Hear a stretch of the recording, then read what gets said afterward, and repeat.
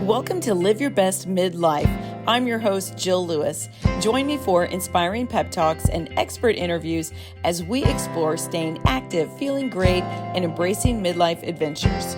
Whether you're an empty nester, a pickleball enthusiast, or just ready to rediscover your vibrant self, this podcast is for you.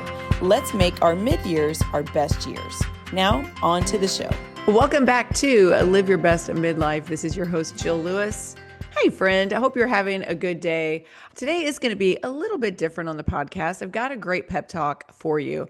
No guest, but I do just want to have a conversation that I personally wish that I could have had with myself or an expert would have had with me about 10 or even 15 years ago.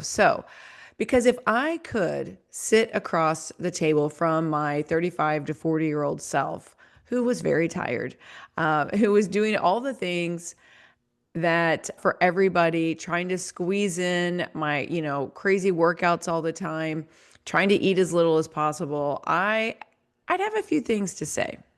So I have a feeling that you might need to hear them too. Now, listen.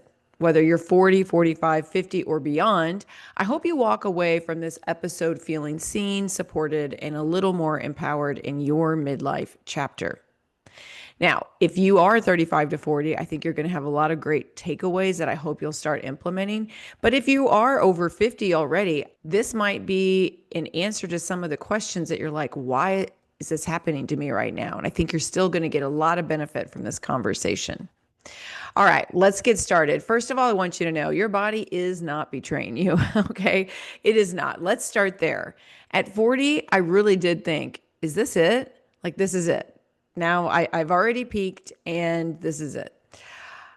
Unfortunately for myself, I was working out harder than ever. I really did work out like a crazy person looking back on it. I didn't think so at the time, but I was looking softer. And so most people would look at me and go, well, Jill, you were hardly overweight. And I that's not what I mean. I just meant for the amount of workouts that I was doing, I personally just did not have the muscle definition that I knew that I should have. I just felt really soft through the middle, that horrible feeling that you can get. And I just didn't feel lean at all. And it just, to me, did not make sense. Not only that, I was really wired at night. I was so tired and dragging during the day. The feeling like when you can't remember why you walk into the room half the time.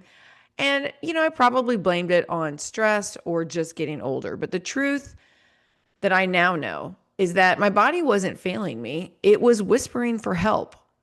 And it was whispering through symptoms like poor sleep and brain fog and stubborn belly fat and anxiety and, oh my gosh, joint pain, low back pain, crazy cravings at night.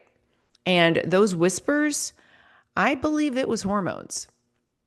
I had never even heard the word perimenopause at 40 until my doctor, who's a friend of mine, I remember going in for just an appointment and talking about how poorly I was sleeping, how I was starting, I was sweating in the middle of the night. I would wake up and the back of my head, my hair, my collar of my pajamas were just soaked with sweat. It was so gross. And I would wake up and then I'd be awake for 2 to 3 hours.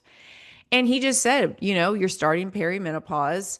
And so this is going to happen for about the next 10 years. And that is that. And I was like, wait, what?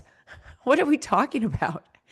No one explained, no one told me how estrogen and progesterone would fluctuate wildly and affect everything from mood to metabolism. And by the way, let's talk about my mood. It's kind of a B word, to be honest with you. My PMS through my 40s just progressively got worse. So bad. That week before I started my cycle, honestly, was just not pleasant. The little things that should just be able to roll off your back, they weren't rolling. They were just sticking right in. And I was not pleasant. I wish I'd known how common that was and that I wasn't alone. I wish I had tracked my symptoms. I wish at that point I knew enough about asking for labs, getting blood work. Wish I had pushed back when my doctor said, that's just a normal progression for women, because I've learned that normal does not mean optimal. and you're allowed to advocate for more than just being, quote, fine. So here's another thing that I wish I had talked to myself about. In my like 30s and 40s, really not in my 20s. My 20s, I was just pregnant and breastfeeding, and then pregnant and breastfeeding, and pregnant and breastfeeding. So really wasn't so much in my 20s. And in your 20s, you've got just a killer metabolism anyway. But I spent a lot of my 30s and 40s chasing smaller pant size, smaller number on the scale, smaller meals. I thought if I just worked out more, if I ran longer, if I burned more calories, I'd finally feel better in my body. But this is what I would tell that version of me, is that strong is actually way better than skinny. And I say that because in midlife, strength is everything. Not just physically. I mean, although it is huge to be able to like lift heavy things, muscle helps with your metabolism. It helps with your bone health. It helps with insulin sensitivity and, of course, longevity, but also emotionally. My workouts, I felt like like my workout was not worth it. Yeah, it was kind of a dumb workout. Like I was failing. If I didn't leave the gym absolutely just dragging and drenched in sweat, instead of lifting weights and then resting between sets, my whole thing was doing circuits. Like I could not allow myself to. So maybe I would do a set of 10, let's say tricep push downs. And instead of just taking a break, I would go and do like crazy sit ups, while maybe like a friend of mine was doing, like if we were going back and forth, like I never could just chill. And so it's funny. And I was a fitness instructor, if you guys know that, I was a fitness instructor for years, and all those fitness classes were insane, except for one, just too much, too much in terms of like what we're looking for. So if we're looking for true body composition changes, we want that lean look. All of that crazy circuit training isn't going to get it done. And I was doing that. There was just so many things I was doing wrong. Like once I started actually lifting weights consistently, I was using real weights, like not like a classroom, just using 5-pound dumbbells. So I didn't just get leaner when I started actually doing true strength training. I got a lot more confident. I gained a lot more energy. I became a lot more resilient. And for the first time in my life, I actually started to respect my body and stop punishing it. So I tell my 40-year-old self to stop obsessing over cardio, to stop measuring my worth in calories burned, because muscle is truly your metabolism's best friend now. And you have got to start building it, because guess what? After 40, we naturally start losing it. So all of those 5Ks that you have signed up for, the spinning classes, which by the way, I used to teach, I'm not saying that there's not a place for them, but the majority of your workouts really need to be revolved around the strength training. Something else that I wish I knew at 40 was how to eat. I was either dieting, being good, quote, in air quotes, or I was just like mindlessly grazing through goldfish, wine, protein bars, whatever was in the pantry, whatever was left from the kids. If we made them a tombstone pizza and they didn't finish it, then I'd gobble the rest of it up. I thought eating less was key, and it turns out eating better and enough was everything. Once I started focusing on real food, especially protein and fiber, not just from fake candy bars like a protein bar, okay? Not from pre-made shakes. I'm talking like eating real food. My cravings really did ease up. My energy came back. My sleep was so much better. I felt full without feeling heavy. And now I think about food so much differently. It's not about restriction anymore. It's about support. I want to feel strong. I want to think clearly. I want to sleep deeply and move easily. And that's starts with how I fuel myself. So when I eat food, I don't just think of it, I guess the word is I do think about it. I don't just mindlessly eat. When I'm going to get something to eat, I look at it and I say, one, was this grown in the ground? Did it have a mother? Which are my two questions I ask to determine, is this a whole food? So I want to make sure it's whole food nutrition. I'm going to ask myself, what's the protein and is there fiber? Am I getting protein and fiber? You guys have heard me quote this: protein and fiber at every meal makes losing weight no big deal. That's a quote from the F Factor book. That alone helps so much. It's going to make sure that you are like not mindlessly eating. It's just asking, it's just getting in a habit and asking myself, what am I eating here? Is this fake food? Is it real food? Is this food that's going to help my body? Is it food that's going to hurt my body? Now, would I still enjoy dessert? Yes, a glass of wine, totally. But now it's a choice. It's not a habit. Where I got into a habit of not eating through the day, not having a good lunch and barely, living on, oh my gosh, Diet Coke and popcorn in the afternoon. And then the kids come home and just be crabby because I was probably starving and very low energy because I didn't have food and because I'd killed myself at the gym. Then they come home, time to fix dinner. Now I'm ravenous. And it's just eat the refrigerator till you go to bed kind of deal. Right. So wine became a habit. So much better now that it becomes a choice where it's like something special for me. It's not just an everyday crutch. If you've been listening and thinking, I wish someone would just tell me what actually works for women my age, that's literally what I do. Inside my Faster Way coaching, I work with women in midlife who are ready to feel leaner, stronger, and more like themselves again, but without obsessing over food or spending hours in the gym. If you've ever wondered what it's like to work with me or how this could fit into your life, I've linked all the details in the show notes. Take a peek. You might just find your next best step. So 40-year-old me was afraid of carbs, really confused by fats. I grew up in the low fat era, so I was so screwed up about fats, barely ate enough protein to probably support a chihuahua. And, if I could go back and say it, I would tell myself, you don't need less food. You need the right food. Okay. And, the message that I would tattoo on my arm if I could at this point is it's not too late. And that's really what I want you to hear. It's not too late for any of it. It's not too late to feel better in your skin. It's not too late to get strong. It's not too late to start a new business, to take a big trip, to better your friendships, to get your sparkle back, to pick up a new hobby. It's the women that I have worked with for the last 6-7 years. They're living proof. They are running races. They're lifting weights. They're learning to play pickleball. They're launching businesses. They're being the best grandmothers they can be. And they're feeling better than they did in their 30s, which that should be so encouraging for you. And I'll be honest, less than 2 years into my 50s have been more freeing, more empowering, and more fun than I ever expected. Because once you stop trying to be who you were, you finally make space to become who you are now. So the mindset shift I wish I'd had sooner is you don't need to go back to who you were. You get to become who you were meant to be now. You can start something new in your 50s, your fitness, your nutrition, your business, your style. You can rebuild your health with more knowledge and support than you had in your 30s. You haven't missed your shot. You're honestly just getting warmed up.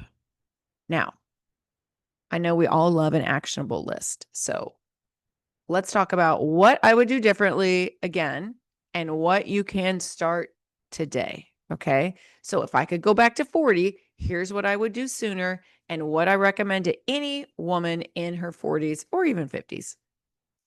First of all, you got to ditch the crazy Starbucks obsessions, all the diet sodas, and you got to start drinking actual water. We are way over caffeinated and way underhydrated. All right. I want you to start your day with like 20 ounces of water. Okay. Before you even get 8 of those at minimum in before you have your first taste of caffeine. Okay. Start your day with 20 ounces of water and aim for half your body weight in ounces daily. So, for example, if you weigh 160 pounds, your goal is to try to get 80 ounces of water in a day. It helps with energy, digestion, and cravings. All right. It's also going to make your skin look better. I want you to prioritize protein at every meal. I never, ever thought about this in my 30s and 40s, early 40s. So prioritize, stop grazing. Start eating real balanced meals. Think 25 to 35 grams of protein per meal. It fuels muscle, it curbs cravings, it balances blood sugar. If you're one of those that suffers like at night, just eating all the garbage, it's probably you're under consuming protein every day. The third one is going to be to strength train 3 times a week. Now, you don't have to lift heavy at first. We got to work on form, but you do need to lift. Muscle is your midlife superpower. Okay. And if you don't know how to lift weights, go to today's show notes and I'll send you 3 free strength training workouts. Okay. Check those out. But just 3 strength training workouts a week. I'm not talking about crazy circuits. I'm not talking about doing HIIT workouts. Which I still do a couple of HIIT workouts a week, but I'm not talking about crazy lengthy, spend over an hour at the gym kind. These are 30-minute strength workouts, super focused, super effective. Just lifting weights, take a rest, repeat. Okay. It's nothing fancy. It's going to feel old school to you, but that's what we got to get back to. Sleep like it is your job. Oh my goodness. I did not do a good job of this in my 30s and early 40s. Turn off your screens earlier, create a wind down routine. Know that lack of sleep drives your hunger, fat storage, and brain fog. When you start having issues with your sleep and you're doing all the things, this is when we need to start supporting your hormones. Don't ignore them, it leads right into tracking your cycle or the symptoms if your cycle is gone. Ask your doctors for labs. Don't accept that everything looks normal as the end of the conversation. All right. If your doctor isn't helping you with this, find a different doctor. Ask around, ask your girlfriends. Who are they going to? Your circle of people, that's who you need to ask. Find out, does anybody have a female like hormone doctor that they're just absolutely loving? Ask around. Women, we need to talk about this to each other. And I'm not saying you have to do BHRT, like bioidentical hormone replacement therapy, but I think you should look into it and then make up based on what you and your doctor decide. If you're low in certain hormones, just be open to it. Hear the conversation. If your doctor's not open to it at all and doesn't even know anything about it, get a different doctor. Think about this. Women back in the day, we lived to be like 50 years old.